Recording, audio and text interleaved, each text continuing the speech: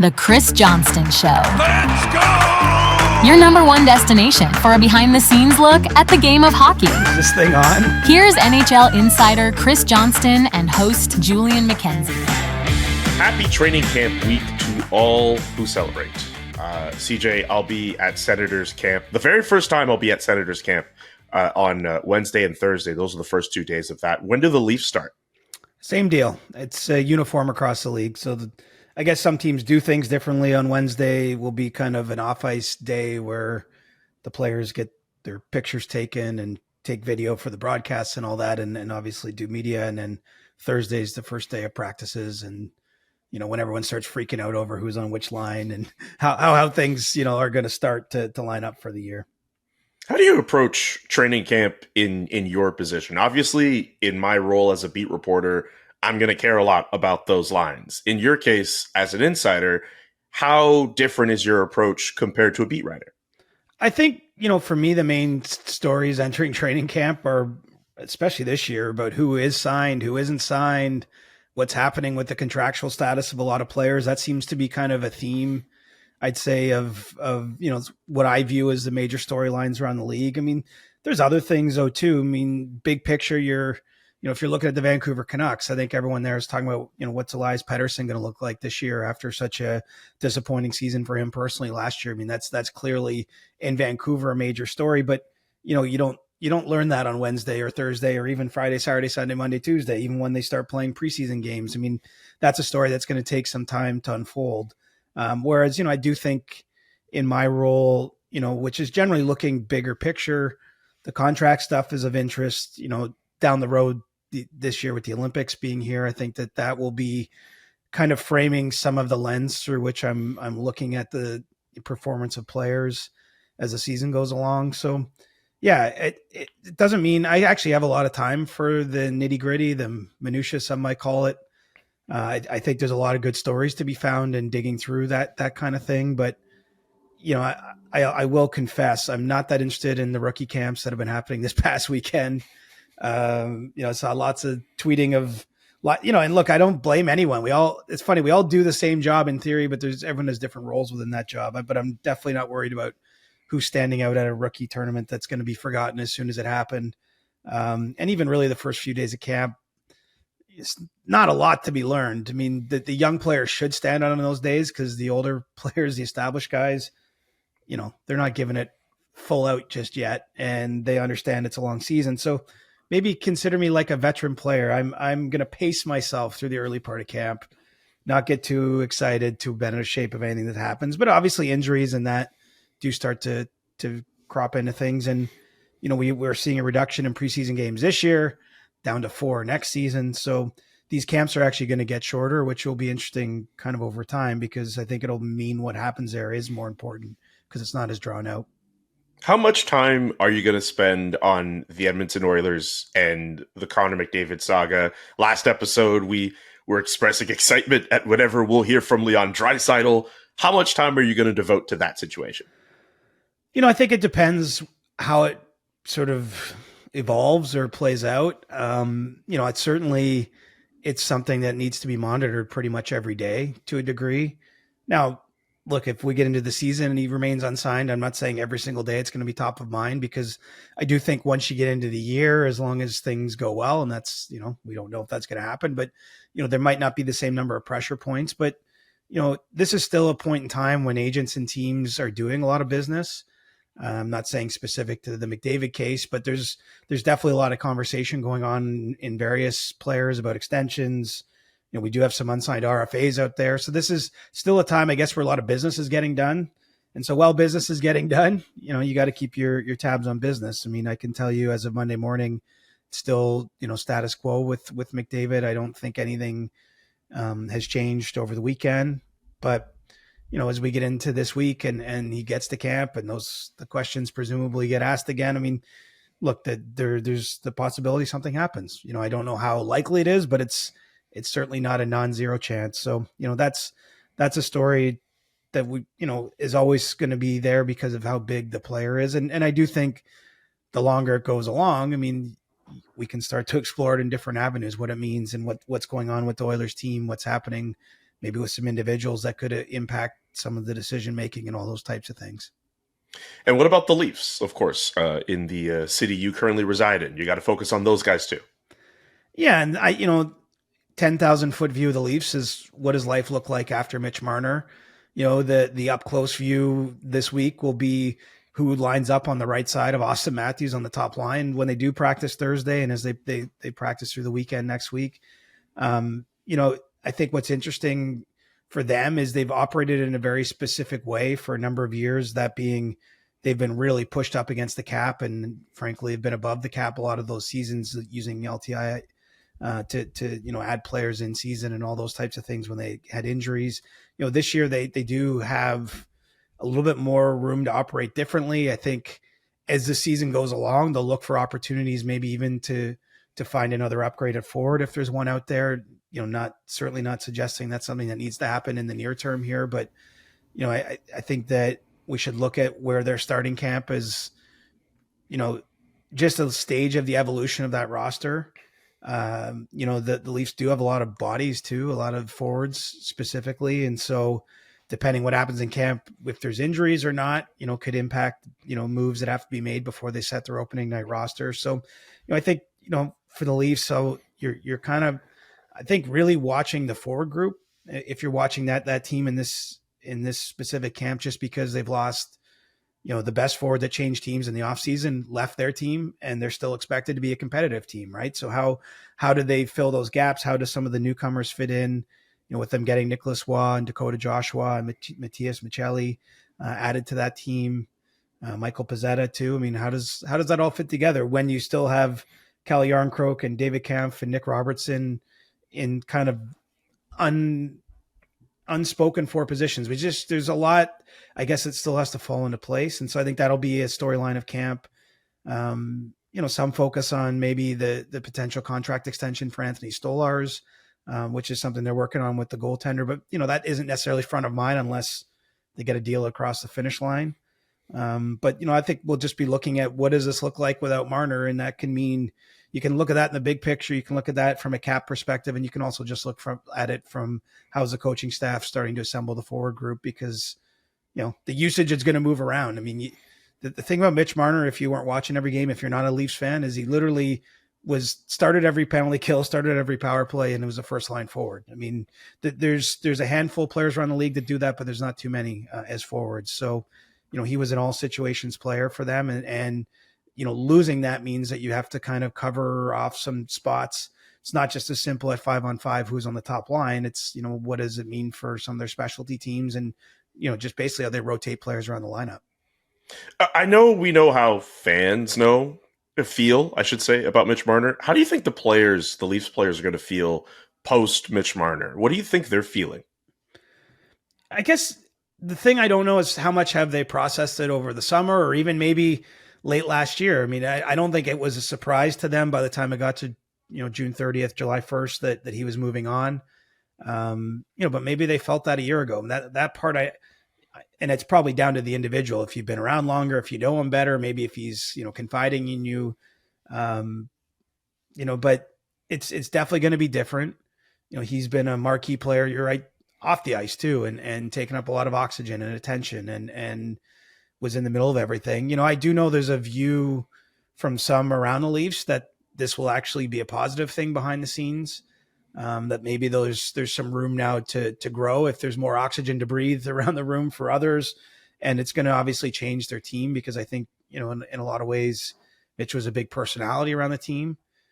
So I think that it's not to suggest that he was the one holding the group back. I don't want it to come out that way, but it might mean now that there's just more room for everyone else to exist in a different way, right? Change can be very positive in your own life, in the life cycle of a team. And, the Leafs are kind of getting to where the Capitals were once upon a time, which is not to predict that they're ever going to get over the hump like the Capitals did, but they really are now having to reimagine what was the core of this team that's had a lot of success, but not the ultimate success, and, do it without him. So, I'm sure there's a range of emotions, but the other side of this is, I mean, you hate to be kind of trite about it, but players come and go every year, right? I mean, every single team that's coming to camp this year is going to have changes in their starting 20 players, call it, the guys that dress, the guys that are frontline players. I mean, top players do move around the league.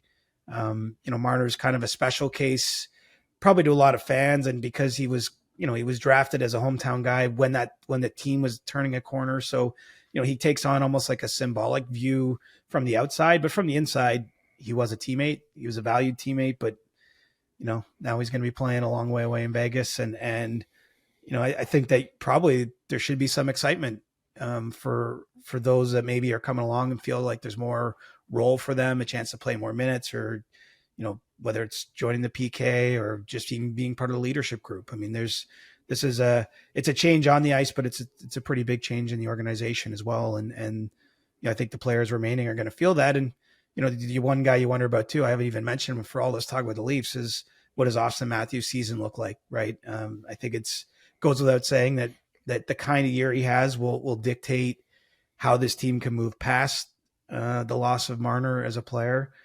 He has performed really well without him in the past, but it's not a guarantee it's going to happen again. And so, I think coming off a season where Matthews was injured, maybe had some bad puck luck, his shooting percentage was lower than you're used to seeing it. Didn't score as many goals as a result. What kind of bounce back does he have, and how does he move forward without, a guy who's been kind of at his side throughout his entire NHL career to this point? Because of Marner being gone, how does pressure and expectations change around Austin Matthews?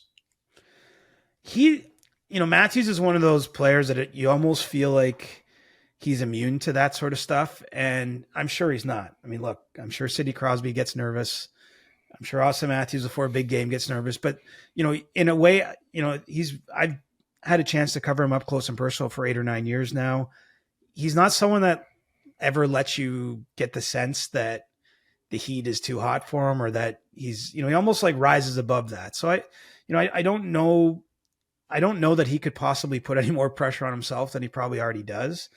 But some of it will be real. I think the question is, does this year go smoothly or not? I mean, if the Leafs get off to a tough start, if Austin Matthews gets off to a slow start personally, I mean, I think you maybe start to feel some of those factors a little more, because there'll be more attention on it, and it's going to be hard to ignore. But if the Leafs kind of start the way you expect, and they're sort of upper echelon type of team, and they're winning, 2/3 of their games, call it, or a little less than that out of the gate, then probably life just goes on. I mean, it is hard to know. But, I didn't see any change from, last year was his first year of the captaincy. I didn't sense any difference in how he approached his craft because of that.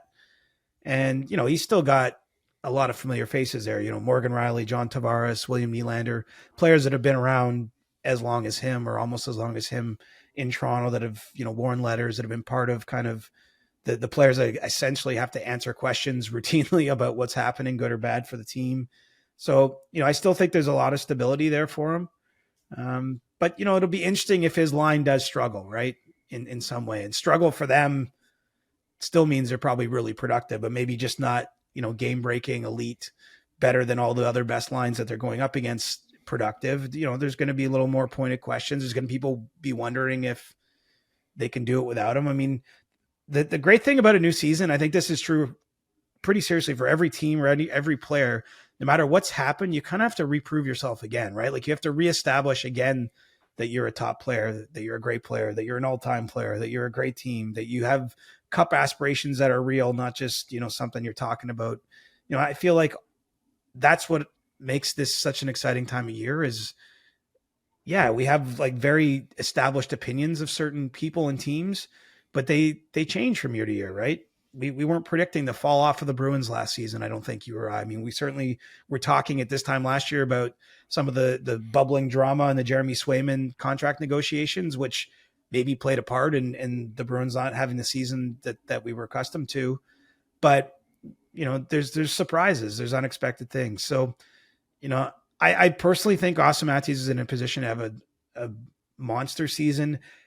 Probably, though, more just because he wasn't satisfied with how last year went. His health inhibited him, and he does seem to be in a much better place physically. And I just think, look at his track record of, 50 and 69 goal seasons. I would I would be inclined to predict that he's more likely to get closer to those kind of numbers again than be at low 30s where he was last year. And I do think part of it too is more of the offense is going to run through him. There's only one puck. When you have two great players on the ice together, there still is only one puck. I mean, they could do some magical things, but if you're playing with him now, whoever ends up being on that right side in Marner's spot, I mean, I think it's pretty clear your job is to win puck battles and get it to 34 because that's how the Leafs are going to have the most success, at least in the offensive zone. Before I officially move off the Leafs, any other specific thoughts on guys like William Nylander or John Tavares or anyone else? I guess I don't have many deep thoughts on the Leafs, honestly. They get picked apart pretty well as it goes, and their blue line is basically coming back intact. As I mentioned, they are talking with Stolarz a bit about a contract that would kick in for next season, but him and Joseph Woll come back as the 1A, 1B, whichever order you want to order them. They were one of the most effective goaltending tandems last year in the league by goals saved above expected or even save percentage.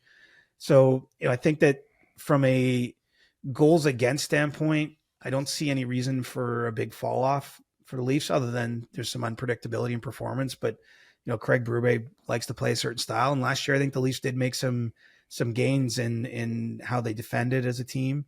The real question is, will they score enough? And so a lot of that kind of does revolve around the guys you mentioned. I mean, John Tavares had a great year last year, but he's another year older. Can he replicate it? Can he have the success on the power play? I mean, not necessarily the most interesting topic of conversation is talking about specific specialty teams of any team, but with Marner off the Leafs power play, how is that going to affect things? Obviously there's going to be a new approach to how they want to get things done. And, someone like Tavares is so good around the net. He's had a lot of success, playing that position. Will it be negatively impacted positively? I mean, I think those are some things we'll look to see kind of in camp, how everything lines up. And then, but truthfully, as much as you're right, you start off the show by saying, for those who celebrate, I celebrate the start of the regular season more than the start of the training camp, but we got to be where our feet are, I guess. And this is where our feet are today. Sounds like a proven veteran. We keep mentioning Anthony Stolarz. I want to do a little bit of a goalie roundup in a moment, so just table some stuff on him in a second. I have one final storyline question. Give me a storyline, could be about any team, could be about anybody, that you're keeping an eye out for that not as many people are talking about. Ooh. Let me give you a thinker. I'm personally quite curious about the Jets this season. And obviously I guess people in Winnipeg are thinking about these kind of questions, but they're entering a season where Kyle Connor is 1 year out from his extension or needing an extension. And, I do think that he's got a lot of desire to stay there, but obviously at this point they haven't yet reached that extension. And, with Jonathan Toews, I'm very curious to see what Jonathan Toews looks like, just because, again, of his age, one of the oldest forwards in the league, and not having played too much in the last couple of years at all, including all of the last couple seasons where he wasn't on any team. As great a player as he was, what does that look like? Can he, I think we should have modest expectations, but can he be a difference maker? Can he, help that team, pave over some of the loss of Nikolai Ehlers? Not that they're playing the same position or expected to do the same things, but, the Jets had a pretty significant loss in their offseason with Ehlers leaving in free agency and going to Carolina. So, they had such a great year last year, ended maybe a little on a down tone in the playoffs, but, from start to finish, the Jets were a top team. And for me, they're a team I'm just I'm not seeing a major fall off either way, but can they still kind of stay up there among the, the movers and shakers in their division, which, historically has not been an easy place to be. So some of that is, how do things develop with Connor, and, really, where does Jonathan Toews fit in the lineup? Is he effective? Is he non-effective? Is he healthy? I mean, all these things, for him, even as much training as he's done, he really needs a training camp, right? He needs preseason games to gauge where he's at, to see how his body responds to being pushed at the level it takes to be in the NHL. So I think that they could be a low key kind of sneaky, interesting team, could be some headlines out of there. And, at least from a national standpoint, I don't hear a lot of people, banging the drum asking about the Winnipeg Jets these days. I wonder how many more people, depending on how Jonathan Toews plays, are going to keep asking him about the Ayurveda holistic system that he went through in India. I know he's been kind of talking about the last few days, but and he got interviewed about it in GQ as well. But right. That storyline's also come up. Yeah, I mean, look, it's unique, right? It's different. So, I guess there's only so many ways for him to answer those questions, but we can understand the interest, right? Because, really the reason he didn't play in the NHL and he stepped away is because he was having, health issues that he couldn't get an answer for, that he was seeing doctor after doctor, specialist after specialist, and not being able to really get his, basically his system under control where he could perform at a level necessary. And then he went to a pretty extreme form of treatment. I mean, I'm saying extreme. I'm not judging it. I'm just saying not a typical hockey player going to sort out a medical issue form of treatment in the middle of his career.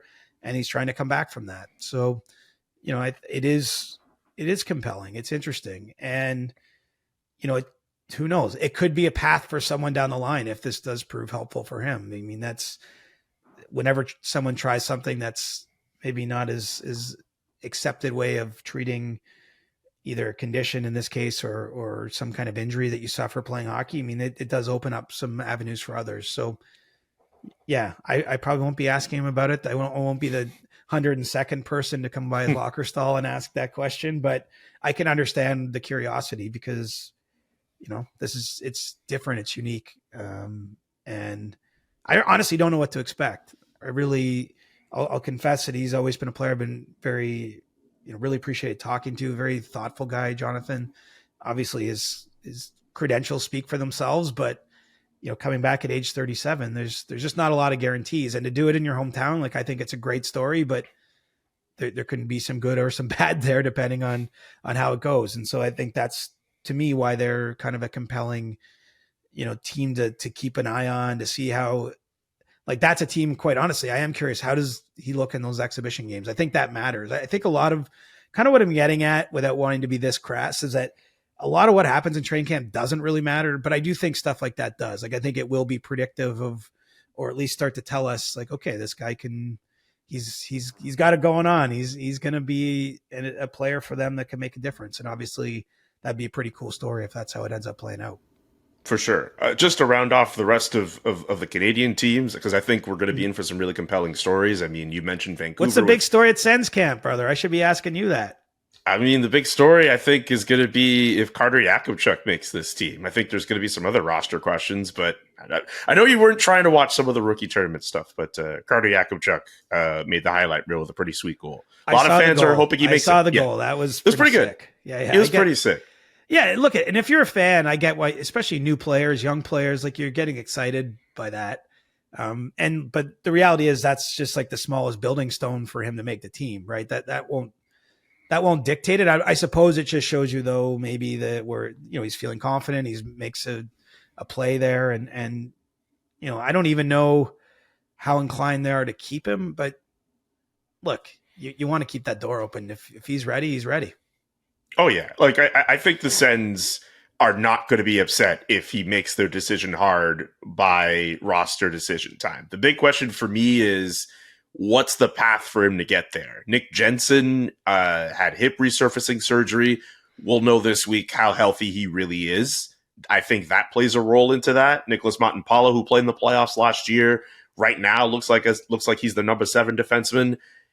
Is he going to get bumped up to number 6 because of Nick Jensen if he's not healthy, or does Carter Yakubchuk jump the line? I think that's a really big question to ask. Right, and we can game theory this all out, which I know you do, and rightly so. And then on the second day camp, someone could be injured, and I'm not even going to name a name, but the whole conversation can take a different turn if there's some other kind of injury that comes up or something like that, and that that's why I think, if you are the player, if you're in Carter Yakubchuk's shoes, you literally just have to focus on putting your best foot forward, because so much of the other things are kind of beyond his control at this stage. The fact remains, the easiest thing to do is not to keep him on the team if you're the team, because you have his rights. He doesn't need waivers or anything, right? And it makes you think, okay, it's another year of development, but he's got to plant some seeds there where they start to think oh wow, he can he can make a difference right now. We got to keep this guy around. Absolutely. At the same time, too, I mean, we talk about talent, people being, overjoyed over the talent in Ottawa. Imagine being in Montreal right now and fans watching Ivan Demidov and how he played at the rookie tournament. We don't have to worry about him making the team over there, but there's a lot of excitement in Montreal with some of the young talent that they've been building, particularly with Demidov. And who's playing center for him? That's what I'm wondering. I mean, beyond Suzuki. How's that all? I mean, there's too many good wingers and maybe not enough top centers there. Suzuki can only play with 2 players at a time, unless the Canadians go and rewrite the books and put 5 forwards on the ice or something, 5-on-5. But it's not what I'm getting at. No, you're right. And the Canadians have expectations this season, so that is a wrinkle. Last year they were talking at this time like, okay, we want to make the playoffs, but I'm sure their fans believed in them, but I don't think league-wide that was necessarily a thought that they were going to do it, and good for them. They went out and did it. But now it's sort of, as I say, you're back to square one. Everyone's got the same number of points in the standings. They're not going to sneak up on teams, that. They've also added Noah Dobson over the summer too, though. So, I think that they should be, in a lot of ways, they should be a more stout team, but, they had some things go their way last year too. And no 2 seasons play out the same way. So, I love the enthusiasm, I think is well earned in a sense, but it doesn't come with guarantees. And so, yeah, it's really an interesting time actually, when you look at the Canadian teams as a whole, which we're kind of, hardwired to do, but you got Ottawa, Toronto, Edmonton, Winnipeg all made the playoffs last year. There's every reason, if you're in the other 3 markets, Calgary, Vancouver, and Montreal. Oh, sorry, Montreal too. So Montreal made the playoffs. Right.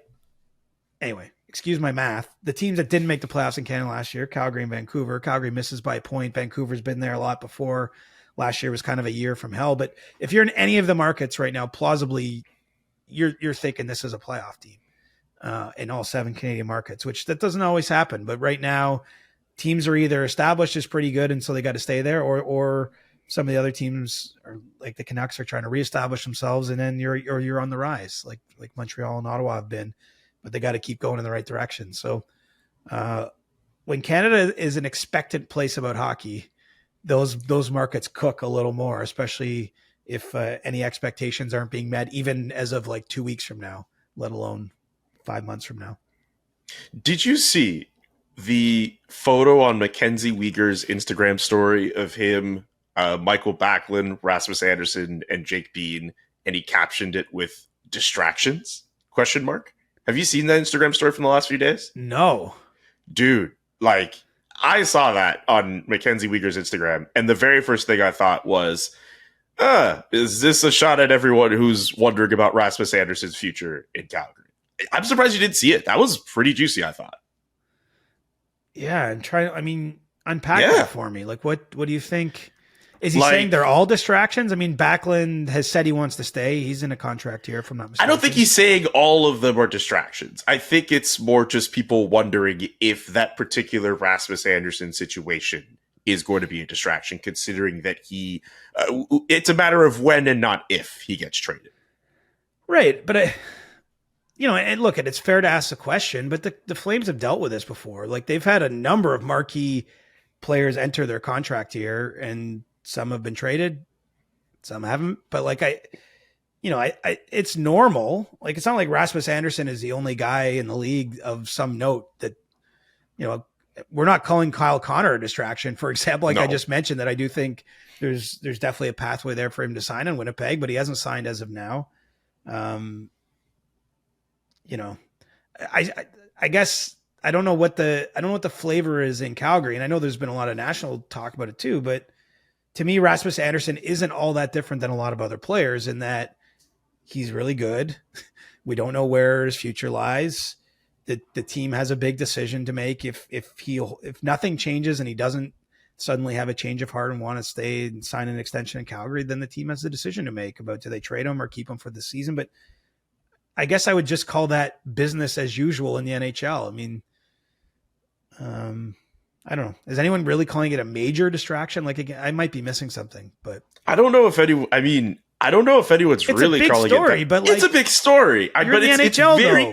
There's it's a big stories very, everywhere. That's it. But it's a very like Rasmus Anderson is in the photo. There's no way we're not gonna deduce that as like we're able to connect the dots over here. You're very clearly calling attention to that story as the story as it is. Like, Right. come on. But I mean, stories sell the game. Like, I guess, I don't know. Oh yeah. I haven't seen anyone like, I think Mackenzie's just playing around with it. I don't think he's Right. necessarily taking like screw you guys for making it a distraction. I think he's just playing around with the fact that it is a story. Yeah. And look, Rasmus was a little edgy, as he's want to be when he met the media, right? And he said, we talked about this on the last episode, I think, but like, I kept hearing I was the worst player in the league and all this stuff or whatever, or that I sucked or whatever his exact language. But like, he was minus $1 billion last year. Like I realized, yeah, but he also played on a broken leg partway through the year too, but and he's battled injuries partway. And I'm not saying you're dumping on him for that. I'm also saying like this guy's played through injuries the last few seasons. Like I wonder how much of that plays on his plus minus being what it is and his defensive metrics being what they are. Yeah, I'm just saying that there's going to be commentary about your play or your contract. There's going to be speculation about your future. Like this is part of the deal. This is kind of what you sign up for in the league. And so I just don't see Calgary's situation as any more or less than a lot of them. Like I'm sitting here saying, I don't even think Connor McDavid's situation is truly like, it's going to take up a lot of attention. I'm not sure I would get to even distraction for the Oilers, quite honestly. Cause I just think once they start playing, the noise or whatever you want to call it quiets down, he's going to resume being the absolute best player in the world. They still have a good team. Like I just, it's going to come up as a storyline, but I don't think it's going to actually impede their ability or not to win this season. And I would say the same for Calgary. Like I guess the interesting thing, maybe what could reach the level of something closer to distraction is many months from now, if they're 2 points inside the playoff cutoff line on March 1st. And, there's all this speculation about, do they keep him or trade him, or like maybe that week could get towards almost a distraction. But sitting here in September, man, what could be that distracting? Because again, I just think this is ordinary course business in the league.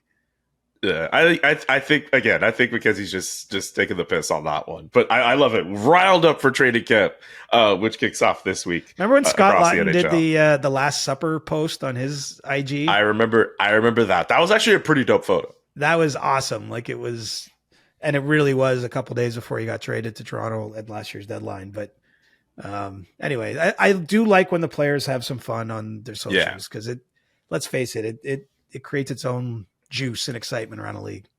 1,000%. Let's do a very quick goalie roundup before we get to questions for Ask CJ, our very first Ask CJ of the year coming up. But first, since we've been talking about Anthony Stolarz, how long do you think an extension could be? What are you hearing in terms of potential specifics on a contract extension for Anthony Stolarz? Well, this is an intriguing player, right? This is really an intriguing situation. Anthony Stolarz is 31. Has, had a career where he's bounced around a fair bit, has had a number of injury and health related issues, and has never started, 40, 50 games. Never been a true number one anywhere. But what he has done, not focusing on what he hasn't done, if you look at the last couple seasons specifically, he's put up some of the best individual goaltending numbers when he's been healthy and asked to be in the crease.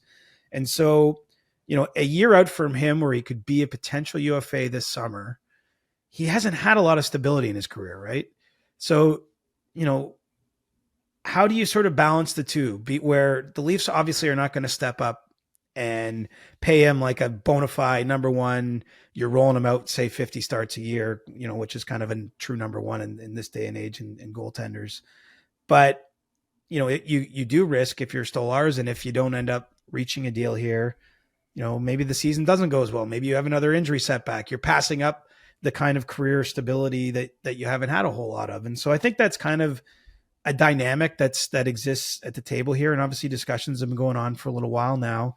I think as a result, you're going to, if they get a deal done, I think it's going to be sort of kind of something like a 4-year deal, which for Stolarz would be never had anywhere close to that kind of security in the league, and it's going to be on a raise from what he makes now. So it's going to be the kind of money he is yet to earn into his 30s. So I think where the grind is where's the right number, because you're also seeing, all kinds of contracts are just going to change with this bump in salary cap. I mean, I wish I can't remember the Spencer Knight number, but I know it was over $5 million he got on his extension in Chicago. 5.833. There you go. So pretty significant number. We saw Dustin Wolf, get over $7 million.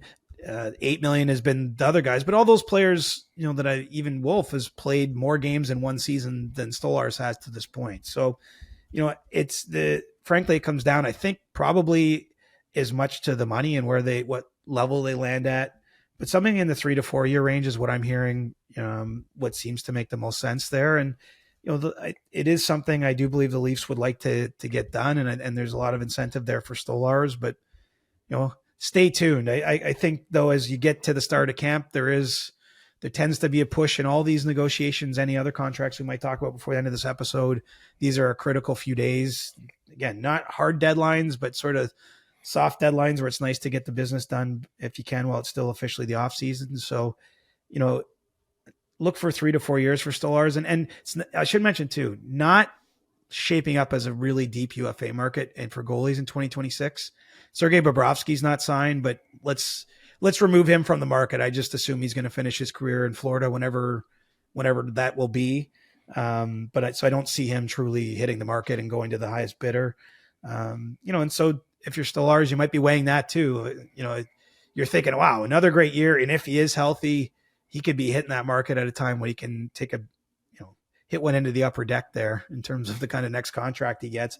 But there's a lot of risk, and he's had some injuries, had a knee issue last year and then got injured again in the playoffs, obviously on the Sam Bennett hit that we had the Zapruder film out for. Oh boy. Which angle and who knew what when, but had a head injury in that case. So concussion. So it feels like the temperature is right to find the deal, but they haven't been able to find it just yet. But as I say, I'd say look for 3 to 4 years for him. Okay. We move on from Anthony Stolarz to Carter Hart. I know you've been on top of that story. We know he was recently reinstated last week by the NHL. What's the latest on Carter Hart and where he could sign?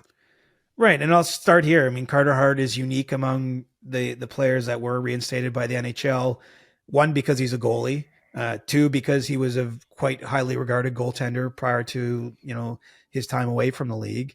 And three, he hasn't played at all since last appearing for the Philadelphia Flyers in January 2024. So, he's had the longest actual playing layoff of any of those players. The others who are skaters all played in Europe in the meantime while they were going through the pretrial process in London and what have you. But, and we should say too, of course, there are some teams out there that wouldn't want to sign any of these players because of, a moral hazard that they see, or just not wanting to even go there given, what is publicly known about that case. So, all of that context in line, Carter Hart has a tremendous amount of interest from teams around the league. Again, because I think it's very unique circumstances specific to him, because he's 27 years old. And in fact, Julian, if you look across the league right now, goaltenders 27 or under, most games played, active goalies I'm talking about, the only one who's played more than him in the NHL, even with his nearly 2-year layoff, is Jake Ottinger. But, among everyone else, he's got the most experience for a goaltender that age. And his career save percentage is .906, which is about 6 points higher than what the league average was last season. So you couple all that together, and, I do think he, frankly, is going to have a choice to make. For some reason, there's tons of speculation he's going back to Philadelphia.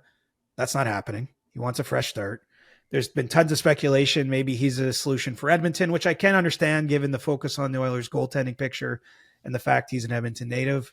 I can tell you that's not happening. But what I can't tell you is where he's going. It sounds like the priority for Hart is to play on a team that's competitive, that's good to even great, and where obviously he can get a meaningful number of starts. He's not going to with the idea of playing 15 games this season. I think he wants to be kind of close to a 50-50 guy when he returns, although obviously his performance will dictate that to some degree. So, he's working through that now. A number of teams have been connected with him. I can't get a clear answer where he's going, quite honestly. Like, I think Carolina has an interest there.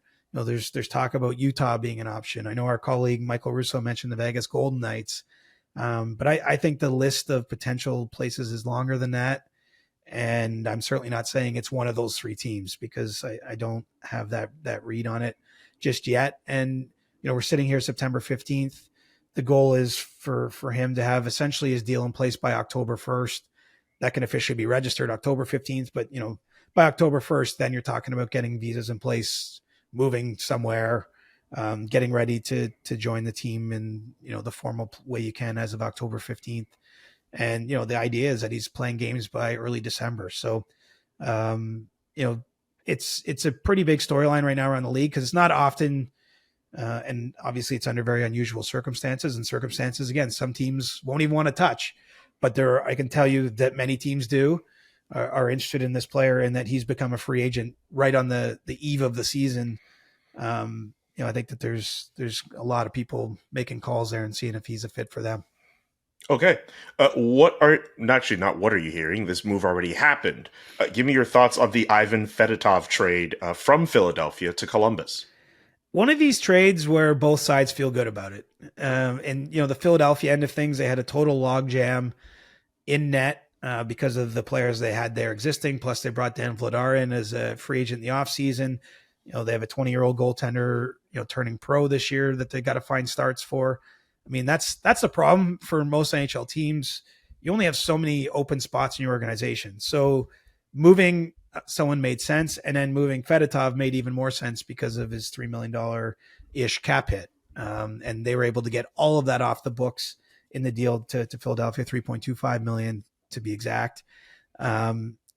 Which is great from the Flyers end of things, because you're freeing things up to make the goalie, start/competition better inside your organization, and you've created some cap flexibility, while also adding the 6th round pick, which who knows, that you can take a flyer if you're the Flyers on your 6th round pick. But from the Columbus side of the deal, I really like it as well, because while Fedotov's cap hit is $3.25 million, the Blue Jackets have nothing but cap space, right? So for them, it's all about how do you use your cap space. This is, to me, is the kind of way a smart team would use its cap space, because he's only owed $775,000 in actual money, which is peanuts for an NHL player. It's the league minimum. He's still a 6'7" goaltender who had the kind of promise that earned him that contract from the Flyers. And all you're giving up is the 6th round pick, which is next to nothing. And you have more than enough cap space. It's not going to impede them from doing any future moves. I mean, they can do anything from a cap perspective, and you're not spending too much actual money on the guy, and he's a UFA at the end of the season. So really, you get a year with Fedotov. I mean, probably the only question mark from Columbus's end is, can you get him through waivers? Because it's likely that at the end of training camp, he'll be put through waivers and be going to the American Hockey League. But you get to work with, a player that has the tools and has shown during his time back in the KHL that he can be a difference maker. So, it quite literally is, it's about as low cost a bet as you can make if you're the Blue Jackets on this end. And that's, to me, if you have lots of cap space, it makes sense to be making those kind of bets of them. They're not all going to pan out. This might be one by next summer. Maybe he doesn't even play a game for the Blue Jackets for all we know. Maybe he's just an AHL goalie this year, but there is an alternative timeline where they, get to work with him, put some fundamentals into his game. Last year was a real roller coaster, and most of it in the wrong direction for him with the Flyers.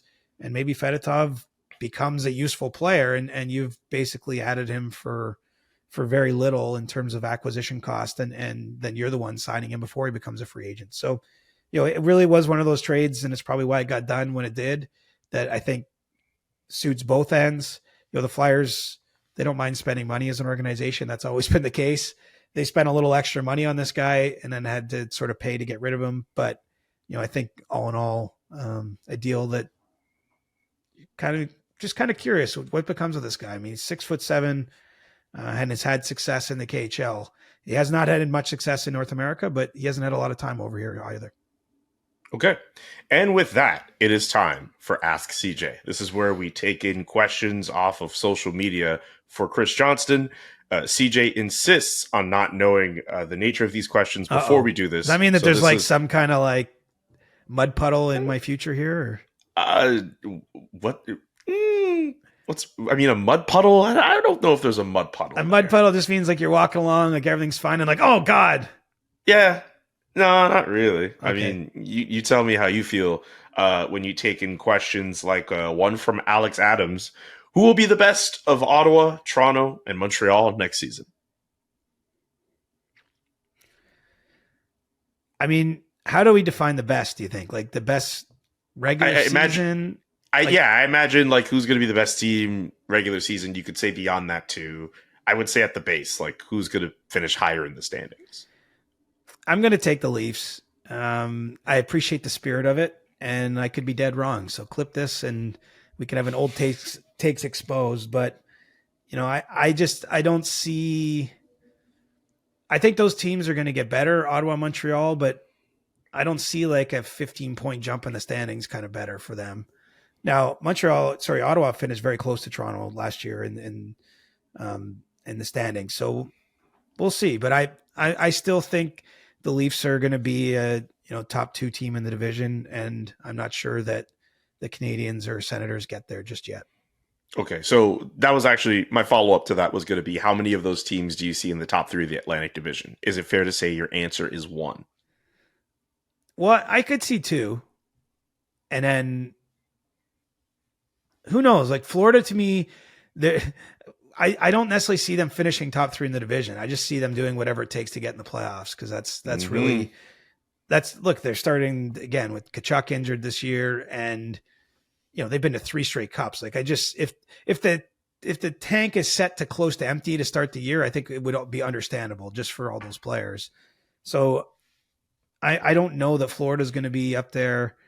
I still think Tampa's a pretty good team, but I could see 2 of the 3 being Toronto, Ottawa, Tampa. This is the top 3, or Toronto, Montreal, Tampa, whatever it ends up being. I mean, it's the Atlantic's going to be a hotly contested division. I think Buffalo is better than they have been. It should be better than they have been. Detroit has been competitive. They haven't quite made the playoffs, but it's not like they've been a doormat. So, other than figure out what Boston is going to be, I mean, you could almost make the case that any team in that division could make the playoffs.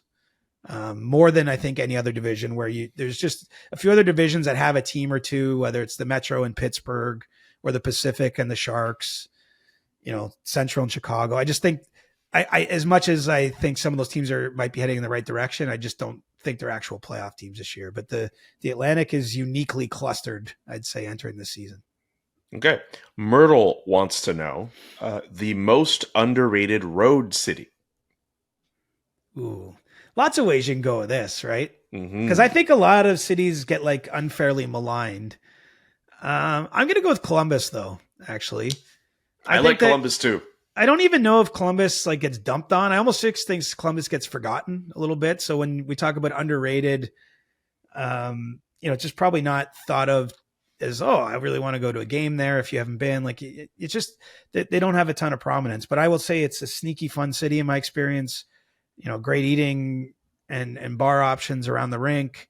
Lively, can be a lively downtown. Obviously, you got the university in town, and that arena, for kind of the lack of success, I'll call it, that organization has had since they've been there.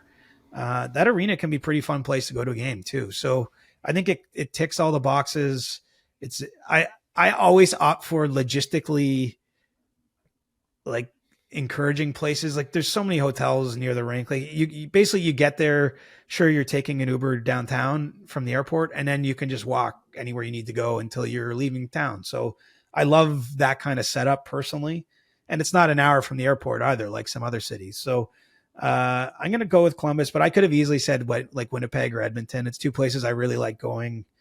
The devoted 100%ers will know I've said this in the past, but I love going to games, in cities where it matters. And those are two cities where it really matters. And I know there's kind of like jokes made about them, but I actually think both places are places I like to be. But Columbus is my number 1 answer. Do you have one? Okay. A separate one, or? So Columbus is high up there for me. I like Detroit when I visited last season. And I think it's amazing that you have all three of their major arenas and ballparks and what have you, all within walking distance of each other, like Ford Field, the Tigers Stadium, Comerica, and the Red Wings Arena, Comerica and Little Caesars, literally within walking distance of each other. And I actually just like the vibe of Detroit, honestly. I would put them up there. I think that would probably be my answer as like most underrated road city. There you go. And Detroit and Columbus, only like a 3-hour drive apart. You could, if your team was doing a road trip, you could hit both cities on the same road trip, because quite often a team will visit one and then the other. Okay, this next one's from Hot Wings. Could CJ ever see himself working in a front office? I, every once in a while, have dreamed about it. Oh. But I have to be honest, nobody has ever even remotely asked. So, you know, as much as I want to sit here and say, you know, chase your dreams, kids, and you never know what's going to happen. It's not like I've ever had an opportunity to do that, you know, nor have I sought one out. I haven't called around and been like, hey, but you know, there's one or two people that have told me, hey, if I ever get to this kind of level, I'd like to have you do X. Like, but again, it's always very pie in the sky kind of stuff. So I would say the odds of it actually happening, if we're being like real here, are probably like 5% or less. But, you know, it's been in my mind that it could be, if it's the right opportunity at the right time in my life, which is, you know, it's hard to know if those things will ever line up, whatever you're talking about. I would be open to seeing what could work and where I could maybe help. I mean, I actually do have some ideas for, I think you could create a kind of role where I'm obviously I would be probably doing something relating to the communications team. I don't necessarily mean the day-to-day PR person, like we've seen, like Ian Mendez, our friend and colleague, who jumped to, you know, back to the Senators PR department. He was there many years ago, was in media for a long time. People know him, and then went back to running their PR department. I don't necessarily mean that, but I think there's kind of a hybrid role between management and PR that I could probably fill. And I think that there's some unique things I could bring. But I've never made a resume. I haven't sent them around. And quite honestly, I'm a lucky guy. I'm really happy where I'm working now. By the way, I think you've reached a point in your career you don't really need to make a resume. I haven't made one since I was a teenager. Since you were at Wendy's?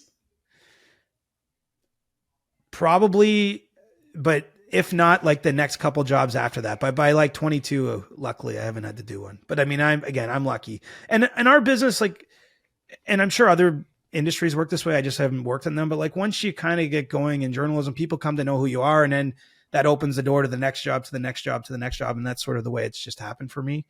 I don't think it's because I'm that special, but I literally don't even have a resume, the start of a template anywhere. So I'm just hoping not to have to, by this point, I'm just going to chat GPT it anyway. If I ever have to, I'm just going to feed it some info and have it make me look as good as possible.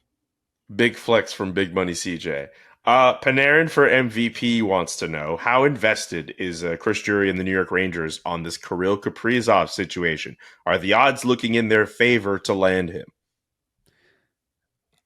The odds of any player that becoming a UFA of landing with the Rangers are always a little higher than other places. You know, it's a darn attractive organization, attractive city. You know, they're a team that's always trying to win. Doesn't mean they're always winning, but they're, you know, the Rangers for the most part, even when they went through that rebuild where they like announced they were doing a rebuild, I felt like it lasted about like 10 months and then they were back to being competitive.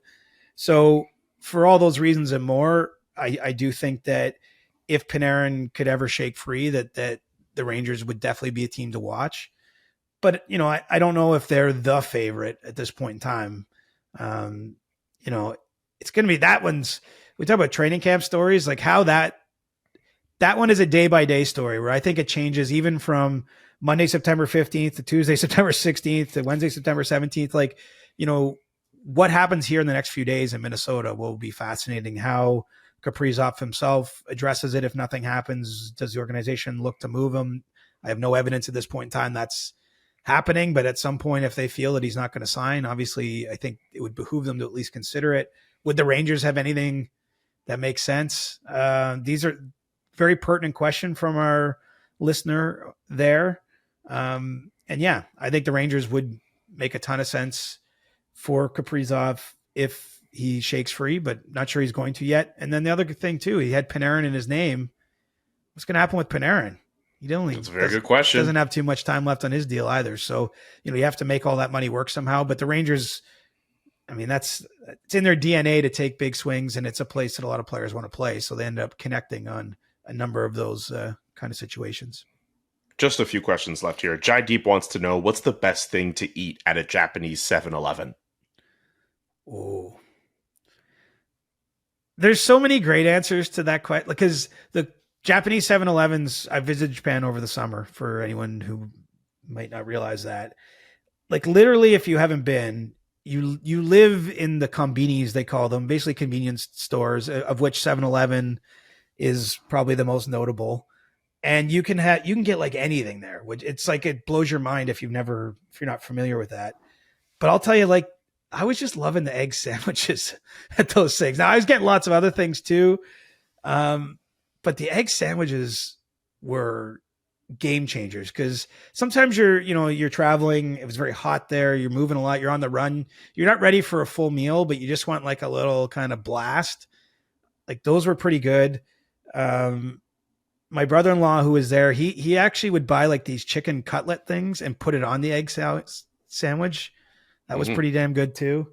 But 7-Eleven is worth in Japan. If you go to Japan, like, you could spend every day there. Weirdly, I can't explain it exactly. I'm not probably doing it justice, but it's fascinating, all the stuff you can do. Like, you can buy a fruit, like a cup of fruit, and you go and pay for it, and then you like attach it to this thing, and it blends it into a smoothie for you. Like, I don't know. It's they're living in the future for the most part in Japan, and part of it is the 7-Eleven culture. Can't wait to visit Japan when I get that opportunity, man. You're selling me. You're selling me on Japan. I mean, it's a really neat place. It was kind of a once in a lifetime kind of situation to get to go there. I got, a member of my family working over there, so it was a good chance to visit this summer. And so I got to see kind of like tourist Japan, but also what I might call more real Japan, visiting, where his family lives and all that stuff. So it was pretty cool. Corey wants to know your feelings on the Micah Parsons trade, and they want to know if you buckled down and ended up going to a Toronto Blue Jays game for one of their hot dog days, Ludi days. I have not gone to a Jays game this season. As I said at the end of that last episode, I'm in the wrong here, because where this boycott started was, I just said I was so fed up with the management team and the way they were running the team. I didn't think they could ever win with those people making those decisions, and that I had just run short of my sort of patience, energy, time. I didn't have anything left to give them. And what have I missed out on? Like, this amazing season that kind of came out of nowhere, that I don't think anyone saw coming, that may or may not be repeatable, which isn't the point. Look, if you win once, you don't ever have to apologize for it. You put a banner up and everyone's got like these lifelong memories. I will say I have started watching games on TV a little more, including I actually caught most of the game on Saturday, which was another awesome comeback they had against the Baltimore Orioles. Flipped over a bit Sunday, but was mostly watching NFL football, but they won big in that game. So I'm not cheering against them, and I never have been, because I know how much joy they can bring the life of fans. I want them to do well, but I just kind of maxed out. But I just happened to sort of dip out, and unfortunately I missed most of this amazing season. Now I feel like a little like the guy who's coming into the movie halfway through, and I might still enjoy the ending, but clearly it's not as satisfying if you haven't been there throughout the whole thing. But I'm not that big of a curmudgeon. The question remains, will I go to a game? I have looked up tickets.